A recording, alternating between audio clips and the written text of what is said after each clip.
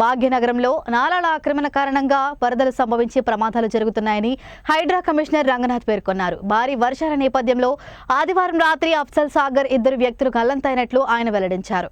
నాలాల ఆక్రమణల వల్లే ఇటువంటి దుర్ఘటనలు చోటు చేసుకుంటున్నాయని ఆయన ఆవేదన వ్యక్తం చేశారు. అక్రమ నిర్మాణాల కారణంగా అఫ్జల్ సాగర్ ప్రాంతంలో కొన్ని ఇళ్లను తొలగించాలని నిర్ణయించినట్లు ఆయన తెలిపారు. నిన్న 3 గల్లంతవ్వగా అందులో 2 మరణించినట్లు ఆయన పేర్కొన్నారు. నగరంలోని సమస్యల పరిష్కారానికి హైడ్రా సంస్థ నిరంతరం కృషి చేస్తుందని ఆయన స్పష్టం చేశారు. నిన్న రాత్రి హైదరాబాద్ లో ఉధృతమైనటువంటి వర్షం పడటం అనేది మనందరికీ తెలుసు.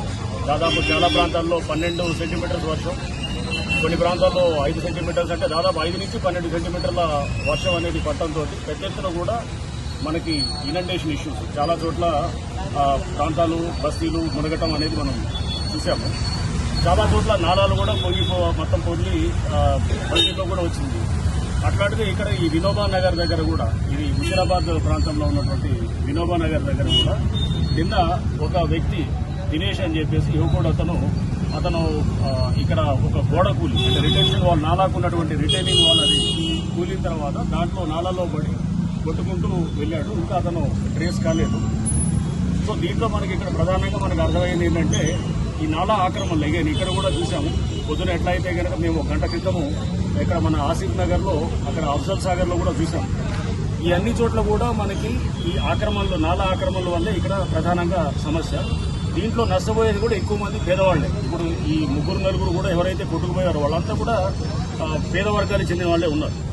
అంటే దీని ఆక్రమణల వల్ల వీటిలో ఈ ఆక్రమణలు బహుశా వీళ్ళే నివాస గృహాలన్నీ రావడం, దాంతోపాటు అక్కడ ఈ ఆక్రమణలు తీవ్రత కొన్ని చోట్ల, అంటే వాటర్ ఫ్లోని ఎక్కడైతే కనుక అడ్డుపడుతున్నాయో అక్కడ సమస్య మనకి తీవ్రంగా అవుతుంది. ఇక్కడ కూడా ఎందుకంటే ఈ చూసాము, ఇక్కడ ఒక స్కూలు ఇటు అటు 2 వైపులా కట్టారు. మధ్యలో నాలా మీద చిన్న బ్రిడ్జ్ లాగా వేశారు. ఆ బ్రిడ్జ్ లాగా వేయడంతో ఏమైంది, అట్లా చాలా ప్రాంతాల్లో ఫ్లాట్స్ కూడా వెళ్ళాయి.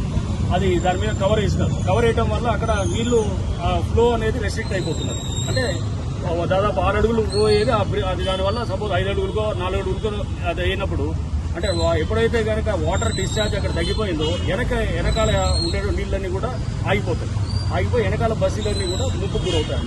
సో టిపికల్గా అన్ని చోట్ల ఇలాంటి సమస్య ఉన్నది.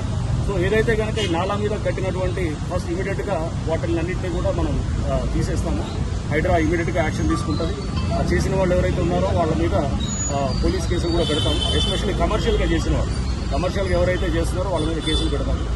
అండ్ నెక్స్ట్ ఇవన్నీ కూడా, అంటే దీన్ని మళ్ళీ ఓవరాల్గా స్టడీ చేయాలంటే ఈ క్యాచ్మెంట్ అంతా కూడా అర్థం చేసుకోవాలి. దాన్ని కూడా మేము చేసి బహుశా దీర్ఘకాలికంగా ఏం చేయాలనేది కూడా జిహెచ్ఎంసీకి ఒక ప్లాన్ ఆఫ్ యాక్షన్ కూడా సబ్మిట్ చేస్తాం. వారితో కూడా మనకి స్థానిక కార్పొరేటర్ గారు వారు చెప్తున్నారు, పైన గాంధీ హాస్పిటల్ దగ్గర కొంత డైవర్షన్ చేస్తే కనుక ఇక్కడ వచ్చేటప్పుడు నీరు దబ్బుతుందని చెప్పేసి అది కూడా ఒకసారి పరిశీలించి మా టీం అంతా కూడా ఒకసారి అనలైజ్ చేసి జిహెచ్ఎంసీ వారికి కూడా మేము నివేదించాం.